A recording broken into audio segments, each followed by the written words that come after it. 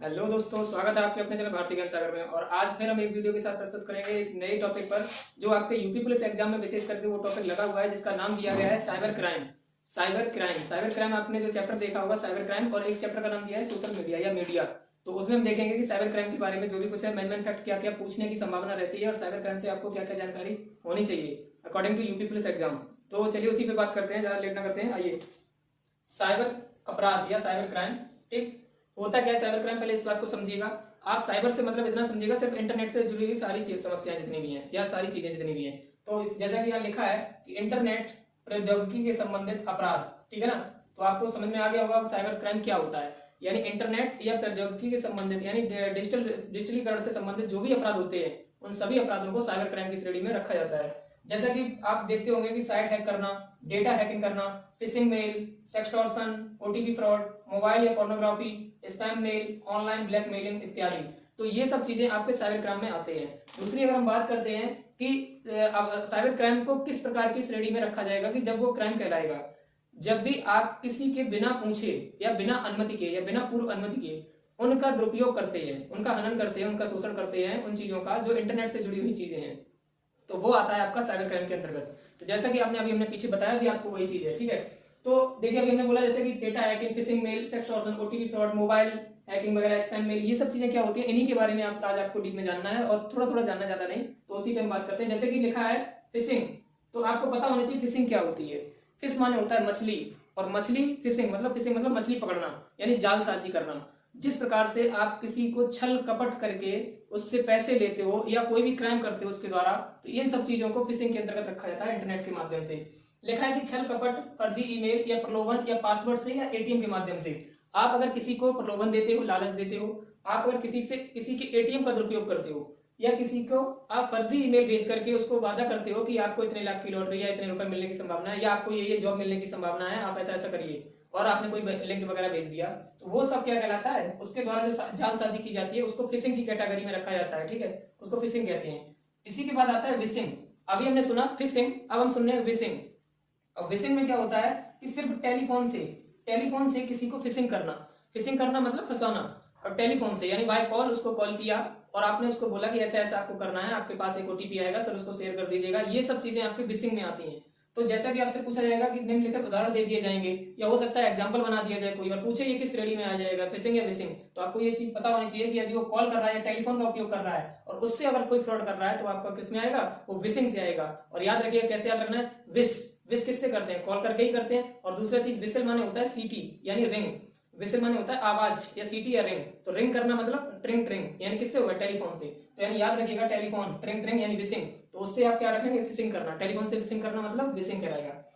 अगला हम देखते हैं क्या है साइबर बुलिंग। साइबर बुलिंग जो टॉपिक है, ये साइबर बुलिंग क्या होता है, साइबर बुलिंग का मतलब होता है फेसबुक या नेटवर्क पर गलत टिप्पणी करना। यानी किसी भी नेटवर्क पर, सोशल मीडिया प्लेटफॉर्म पर, इंस्टाग्राम, व्हाट्सएप, ट्विटर, फेसबुक इत्यादि जो ट्विटर सोशल मीडिया हैंडल है, वहां का अगर आप किसी पर गलत टिप्पणी करते हो या आप किसी को अभद्र भाषा बोलते हो, तो ये सभी चीजें आती हैं आपके साइबर बुलिंग के अंतर्गत। किसमें आती हैं, साइबर बुलिंग के अंतर्गत। आशा करता हूं टॉपिक आपको समझ में आ रहा होगा।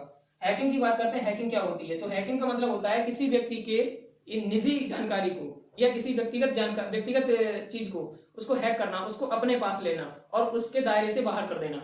ये सब क्या होता है, हैकिंग कहलाता है। व्यक्तिगत निजी जानकारी कंप्यूटर से हैक करना यानी चुरा लेना, ठीक है ना। किसी व्यक्ति की व्यक्तिगत या निजी जानकारी को कंप्यूटर से हैक करके चुरा लेना, उसको क्या कहलाता है, हैकिंग कहलाता है। अब हैकिंग करते कौन लोग हैं, हैकर उन्हें कहते हैं, हैकर कहते हैं उन्हें। और हैकर भी 3 प्रकार से होते हैं, तो उन्हीं के बारे में जानेंगे। देखिए जैसा कि है, हैकर 3 प्रकार के होते हैं। नंबर 1 होता है ब्लैक हैट हैकर, और नंबर दूसरा होता है व्हाइट हैट हैकर, और नंबर तीसरा होता है ग्रे हैट हैकर। तो ब्लैक हैट हैकर होता है, ये होते हैं गैर कानूनी। कैसे होते हैं ये, गैर कानूनी होते हैं। इनका उद्देश्य सिर्फ होता है पैसा, ठीक है। इनको पैसा मिलना चाहिए, ये किसी भी उद्देश्य की पूर्ति के लिए अगर उनको पैसा मिल रहा है तो किसी भी हद तक जा सकते हैं और कोई भी साइट हैक कर सकते हैं आपके लिए। इनको बोलते हैं गैर कानूनी हैकर, ठीक। दूसरा आता है white hat hacker. White hat hacker जो होते हैं इनको एथिकल हैकर भी बोला जाता है। एथिकल का मतलब ये होता है ये गवर्नमेंट या किसी विशेष एनजीओ या संस्था के लिए काम करते हैं। इनको पैसों से मतलब बाद में होता है, मतलब ऐसा नहीं है कि उनको फ्री में काम करते हैं, पैसे मिलते हैं अकॉर्डिंग टू किसी जॉब में होते हैं वो, जैसे आईबी है, जो RWA, जो WA क्या होता है, NIA है, इनके जो मतलब सिक्योरिटी पर्पज से जो रखे जाते हैं लोग, वहां पर जो लोग होते हैं वो हैकर जो होते हैं उनको व्हाइट हैट हैकर की श्रेणी में रखा जाता है। यानी गवर्नमेंट उनको सैलरी देती है कुल मिलाकर के। सीधा सीधा आप ये समझिए, जिसको संस्था या कोई गवर्नमेंट सैलरी दे और उस सैलरी के बिहाफ पर वो हैकिंग का काम करें, उनको व्हाइट हैट हैकर की श्रेणी में रखा जाता है। जैसा कि यहाँ पे सब कुछ लिखा भी है पहले से। इन्हें एथिकल हैकर भी कहते हैं, इस बात का याद रखिएगा। एथिकल हैकर किन्हें कहते हैं? जो गवर्नमेंट या संस्था के लिए काम करते हैं। अगला हमने देखा कि grey hat hacker. Grey hat hacker कौन होते हैं? ये न्यू टाइप के होते हैं। इन्हें अच्छा या बुरा करने से कोई मतलब नहीं है। इन्हें कोई मतलब नहीं है अच्छा या बुरा, ये दोनों काम कर सकते हैं। इनका उद्देश्य होता है पैसा, पैसा मिलेगा तो ये बुरा काम भी कर देंगे, ठीक है। जैसा कि गैर कानूनी होता है पैसे कमाना, ब्लैक हैट हैकर की सिर्फ। लेकिन ग्रे वो होते हैं जो गवर्नमेंट के लिए भी काम करते हैं, लेकिन अगर कोई उन्हें प्राइवेट तौर पे पैसे दे रहा है और किसी की निजी जानकारी जानना चाहता है हैक करवा करके, तो पैसों के बलबूते पैसे लेकर के उसकी निजी जानकारी को भी शेयर कर सकते हैं उसके साथ में जिसने उसको पैसे दिए हैं। यानी कि इस प्रकार के होते हैं। इन्हें ग्रे हैट हैकर की श्रेणी में रखा जाता है। अभी हमने जाना हैकर के बारे में और हैकिंग के बारे में। अब हम बात करते हैं अगला क्या है, सलामी अटैक। अगला क्या है, सलामी अटैक। नाम थोड़े अजीब लग रहे होंगे, लेकिन क्या करें, टॉपिक लगा है तो पढ़ना जरूरी है। सलामी अटैक। सलामी अटैक के अंतर्गत वो लोग आते हैं जो सॉफ्टवेयर प्रोग्राम में हेरा फेरी करते हैं और धन कमाने के लिए करते हैं। किस लिए करते हैं? धन कमाने के लिए करते हैं। जो सॉफ्टवेयर बनते हैं, जैसे आपका कोई एटीएम पेटीएम वगैरह या जो गूगल पे वगैरह सॉफ्टवेयर है या और कोई सॉफ्टवेयर है जो निजी सॉफ्टवेयर है आपके कोई भी, तो उनमें हेरा फेरी कर देते हैं, जिससे आपके पास मनी ट्रांजैक्शन से रिलेटेड या कोई भी समस्या हो सकती है उत्पन्न। आपको आपके सिस्टम को हैक कर लेंगे, निजी जानकारी जो आपकी सारी ले लेंगे, आपके पास सारे गुप्त डॉक्यूमेंट्स जो भी होंगे वो सब चले जाएंगे उनके पास। तो इस प्रकार के बोलते हैं सलामी अटैक। सलामी अटैक। सलामी अटैक के अंतर्गत दो चीजें आती हैं, एक होता है साइबर असूली और दूसरा होता है साइबर मानहानि। साइबर असूली, असूली वसूली नहीं होता है, साइबर असूली। और इस साइबर असूली का तात्पर्य होता है पैसे मांगना। यानी अगर इन्होंने साइबर असूली का कोई गेम किया है तो ये आपसे फिरौती के रूप में पैसे या रकम मांगेंगे। दूसरा होता है साइबर मानहानि। इनको पैसों से मतलब बाद की बात है, लेकिन ये आपकी इज्जत के साथ या समाज में आपको नीचा दिखा सकते हैं, इज्जत के साथ आपको खिलवाड़ कर सकते हैं। तो ये साइबर मानहानि के अंतर्गत आते हैं। तो हमने अभी जाना साइबर असूली और साइबर मानहानि और सलामी अटैक के बारे में। अगला देखते हैं स्पैम मेल क्या होता है। स्पैम मेल जो होती है ये कंप्यूटर या आपके सीपी डिवाइस जो होती हैं उनको अटैक करने से, वायरस अटैक करने के बाद में उनको नुकसान पहुंचा सकते हैं। इन्हीं को बोलते हैं स्पैम मेल। देखिए spam mail, spam call, spam message, तीनों चीजें होती हैं। स्पैम मेल जो होती है उस पर आती है, जैसी मेल आपने उस पर लिंक दिया, क्लिक किया, ओपन हो गया, तो वो सारा का सारा सिस्टम आपका हैक कर लिया जाता है जहां से भी वो मेल आई है। लेकिन क्या है कि जब भी स्पैम मेल आपके पास आती है तो आप उसको तुरंत सीन मत करिएगा कभी भी। सीन करने से भी कभी कभी स्पैम मेल के माध्यम से आपकी सारी निजी जानकारी किसी दूसरे सीपी में ट्रांसफर हो सकती है, ठीक है। तो वही चीज यहाँ पे बताया गया है कि स्पैम मेल क्या करता है, ये कंप्यूटर सीपी को डिस्ट्रॉय कर देता है, करने के बाद तुरंत उसको नुकसान पहुंचाता है। इनका उद्देश्य ही सिर्फ इतना होता है, यानी आपके सीपी की जानकारी लेना, यानी आपके कंप्यूटर की जानकारी लेना। कंप्यूटर मोबाइल भी होता है कंप्यूटर, ठीक है। साइबर वॉरफेयर क्या होता है? साइबर वॉरफेयर अंतरराष्ट्रीय स्तर पर अन्य देशों के फायदे व हितों को अपने दायरे में ले लेना, ठीक है। अंतरराष्ट्रीय स्तर पर जैसे किसी देश की जानकारी अपने अंदर कर लेना और उनसे वो जानकारी बाहर कर देना, उनके पास वो जानकारी एकत्र ना रहे, इस प्रकार के अटैक को बोलते हैं साइबर वॉरफेयर। वॉर माने क्या होता है? युद्ध। और युद्ध अधिकांश होते हैं देश टू देश, कंट्री टू कंट्री। फेयर माने मेला, तो आप याद रखिएगा कैसे, युद्धों का मेला कहाँ लगा है? अंतरराष्ट्रीय स्तर पर। अंतरराष्ट्रीय स्तर पर क्या करना है? नेटवर्क के माध्यम से, यानी इंटरनेट के माध्यम से उनके देश के जानकारी को अपने अंदर कर लेना। इस सब चीज किसमें आती है? साइबर वॉरफेयर में आती है। दूसरी बात करते हैं साइबर स्टॉकिंग। साइबर स्टॉकिंग के अंतर्गत आता है व्यक्ति की गतिविधियों पर नजर रखकर उनसे अवैध रूप से जानकारी, उनकी अवैध रूप से एकत्र जानकारी कर लेना और उसे मानसिक रूप से प्रताड़ित करना, यानी कि आपके निजी जानकारी को एकत्र कर लेना। यानी कि आपकी कोई प्राइवेट फोटो है, प्राइवेट वीडियो है या प्राइवेट कोई ऑडियो है कॉलिंग वगैरह से रिलेटेड, उसको हैक करके उनसे आपसे फिरौती की रकम मांगना या बोलना कि अगर आप पैसे नहीं दोगे तो इसको वायरल कर देंगे, ये सब चीजें जो आती हैं। और मानसिक प्रताड़ना पहुंचाना कि अगर ऐसा नहीं करोगे तो आपको हम बदनाम कर देंगे या आपकी वायरल कर देंगे वीडियो या आपके गार्जियन को भेज देंगे, ऐसा कुछ जो भी होता है वो आता है साइबर स्टॉकिंग के अंदर। किसके अंतर्गत आता है? साइबर स्टॉकिंग के अंतर्गत आता है। दूसरी बात करते हैं, अगला जो नाम है वो है स्यूफिंग। इसको यूफिंग बोलते हैं, सुफिंग बोलते हैं। सुफिंग, सुफिंग का मतलब होता है पैसों के उद्देश्य से ये किया जाता है, ये वाणिज्यिक उद्देश्य होता है इनका, यानी व्यापार के उद्देश्य को पूर्ति करने के लिए एक साथ बहुत सारे मैसेज मेल भेजना और उन्हें परेशान करना किसी व्यक्ति को, ठीक है। जैसा आपने देखा होगा कई बार कंपनी वाले प्रोडक्ट्स बेचने के लिए आपको कई मैसेज भेजते रहते हैं। आप देखा होगा कि जो अलग अलग प्रोडक्ट आते हैं हाइट बढ़ाने के या किसी को मोटापा बढ़ाने के, दवाई नहीं लेनी है लेकिन उनके पास मैसेज, कॉल्स और मेल्स आके रह जाते हैं और एक नहीं कई बार आते हैं, तो इसको बोलते हैं स्पिफिंग। क्या बोलते हैं? स्पिफिंग। आशा करते हैं ये टॉपिक अच्छा लग रहा होगा आपको, ठीक है।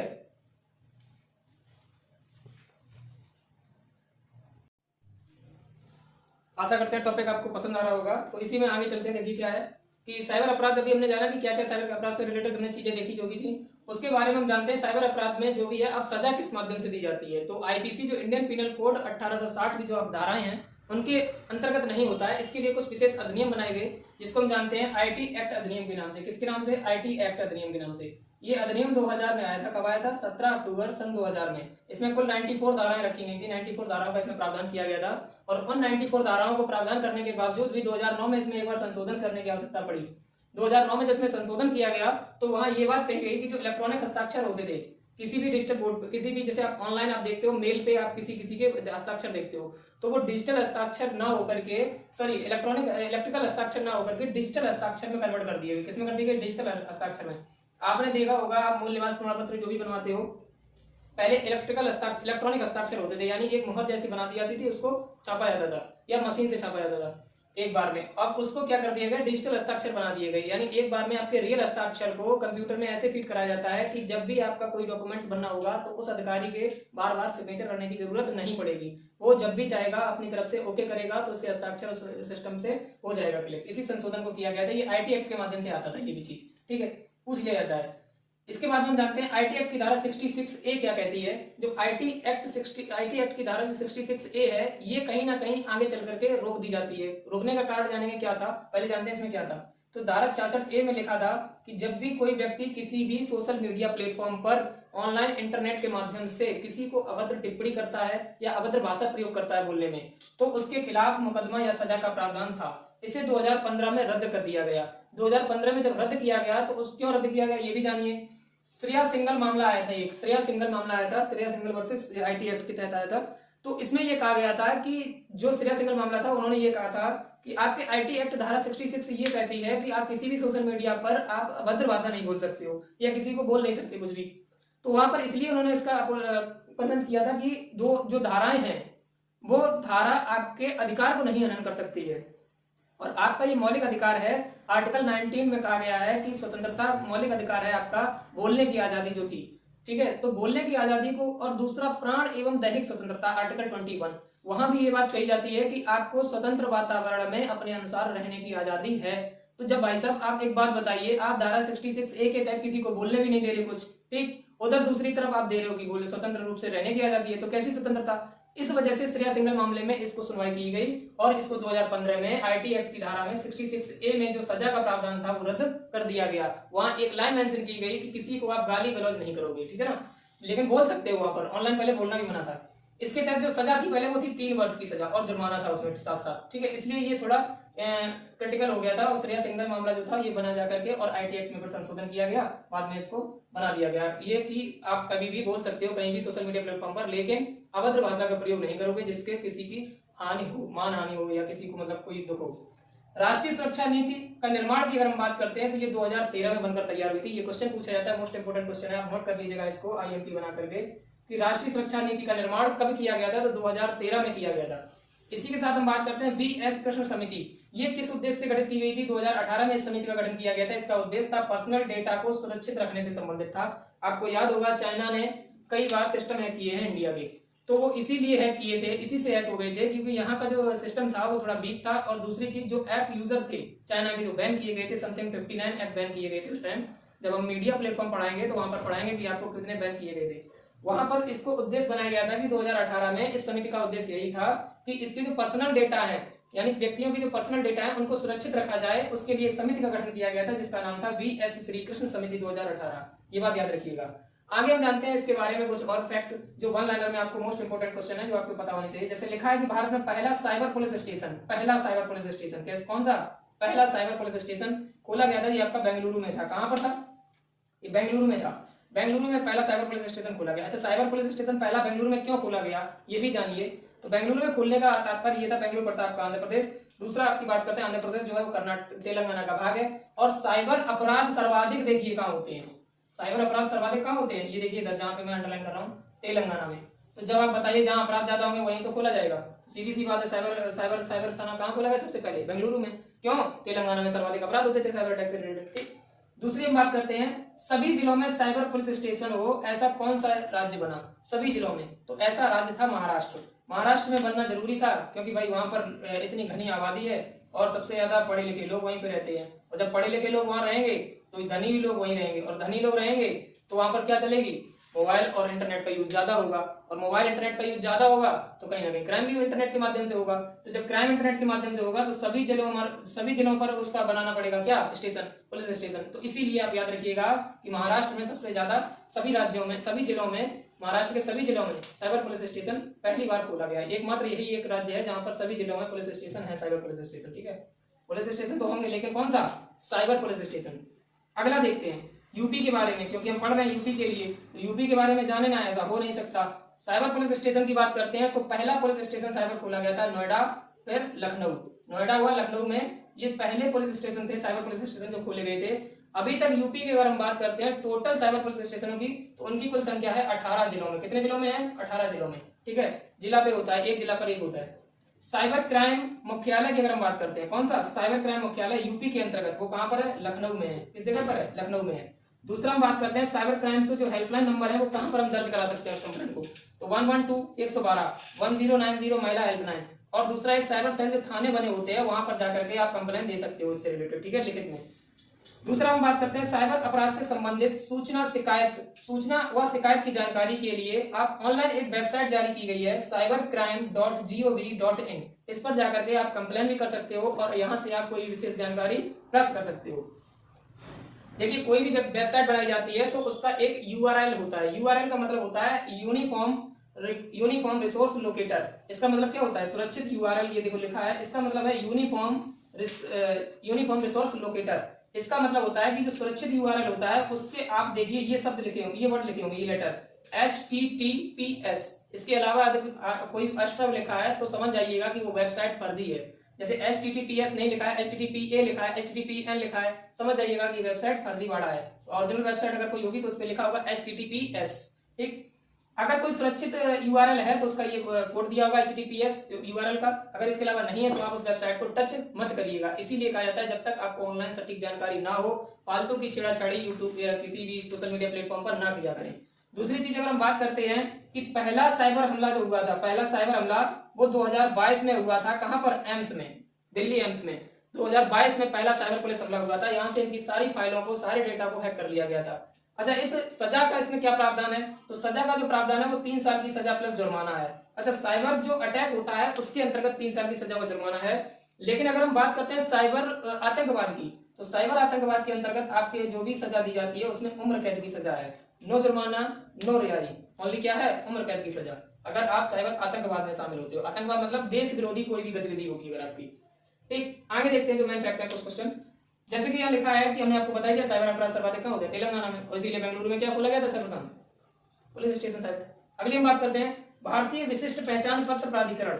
भारतीय विशिष्ट पहचान पत्र प्राधिकरण की स्थापना कब की गई थी? 2009 में। अच्छा, साइबर अपराध के समन्वय घटक जो है वो कुल कितने हैं? तो आपको बताना है 4 हैं। पहला हेल्पलाइन साइबर अपराध पीड़ितों के लिए कहाँ खोला गया? वो गुजरात में खोला गया था। ठीक है, पहला हेल्पलाइन साइबर अपराध श्रेणी के लिए पीड़ितों के लिए जो खोला गया था पहला हेल्पलाइन सेंटर, वो कहां खोला गया था? गुजरात में खोला गया था। साइबर बुलिंग क्या होती है ये जानिएगा। साइबर बुलिंग जैसे होता है वो होती है बच्चों के लिए, बच्चों के साथ ऑनलाइन प्रताड़ना, उनको बोलते हैं साइबर बुलिंग कैटेगरी। ठीक है, और बुडापेस्ट कन्वेंशन, एक कन्वेंशन हुआ था, एक समझौता हुआ था, बुडापेस्ट कन्वेंशन। ये कन्वेंशन जो हुआ था वो डेटा सुरक्षित संधि थी, यानी डेटा को सुरक्षित रखना है, इस पर संधि की गई थी। यानी जो आपके सैटेलाइट लॉन्च किए जाते हैं उनसे आप किसी भी दूसरे देश के डेटा को छेड़छाड़ नहीं करोगे, इस पर संधि की गई थी। बुडापेस्ट संधि इसको बोला जाता है, बुडापेस्ट संधि। इंडियन इकोनॉमी के अंतर्गत हम बात करते हैं कि डिजिटल मार्केटिंग में इसकी भागीदारी मात्र 14 से 15% है। 14 to 15% इसमें भागीदारी है डिजिटल मार्केटिंग में इंडियन इकोनॉमी के अंतर्गत। बात करते हैं पोर्नोग्राफी क्या है, तो पोर्नोग्राफी होता है अभद्र व अश्लील चलचित्र, जैसे वीडियो कहते हैं, ऑडियो व पिक्चर्स या गिफ्ट्स, जो भी गिफ्ट्स होते हैं उनको आप अश्लीलता दिखाते हो, वो सभी पोर्नोग्राफी के अंतर्गत आते हैं। इसके अंतर्गत जो सजा का प्रावधान है 3 साल की सजा व 2 लाख रुपए जुर्माना है। चाइल्ड पोर्नोग्राफी होती है एक टॉपिक। चाइल्ड पोर्नोग्राफी क्या होती है? जो 18 साल से कम वर्ष के युवक हैं, अगर उनके साथ आप किसी भी अभद्र अश्लील वीडियो ऑडियो को शेयर करते हो, पिक्स को शेयर करते हो, तो वो चाइल्ड पोर्नोग्राफी के अंतर्गत आ जाती है। इसीलिए इसमें सजा का प्रावधान रखा गया 3 साल की सजा व 2 लाख का जुर्माना। अगर हम बात करते हैं कि आईटी एक्ट इस पर धारा कौन सी लगाएगा, तो हमने लिख रखा है, देखिए ऊपर 67B, धारा 67B के अंतर्गत जो आईपीसी सीआरपीसी के अंतर्गत जो धाराएं आती हैं वो 292, 293, 294, 500 व 509 ये कठोर धाराएं हैं। इनमें ये प्रावधान है कि जो भी ये धाराएं अगर लग गई आपके साथ तो आप पर समझ लीजिएगा कि सजा का प्रावधान कठोर से कठोर हो सकता है। और वो आप जब आईपीसी पढ़ेंगे कभी तब आप डीप में जानिएगा। यूपी पुलिस एग्जाम से रिलेटेड इतना ही जानकारी आपको साइबर को बहुत अच्छी लगी होगी, पसंद आई होगी। किसी नेक्स्ट टॉपिक पर वीडियो आपको चाहिए तो तुरंत कमेंट करिएगा, और अगला टॉपिक जो भी रहेगा वो आप बताइएगा किस टॉपिक पर आपको वीडियो चाहिए, और जो भी टॉपिक रहेगा वो यूपी पुलिस एग्जाम को देखते हुए बनाया जाएगा, ठीक है। अगला कोई टॉपिक होगा वो यूपीजी के या आपके स्टैटिक से जो भी टॉपिक लगे हैं, जैसे कि मीडिया या आतंकवाद या मानवाधिकार आयोग वगैरह, ये टॉपिक पर ही वीडियो मिलेगी। तो मिलते हैं किसी नेक्स्ट वीडियो में, तब तक के लिए जुड़े रहिए चैनल के साथ। टाटा, धन्यवाद, जय हिंद, वंदे मातरम।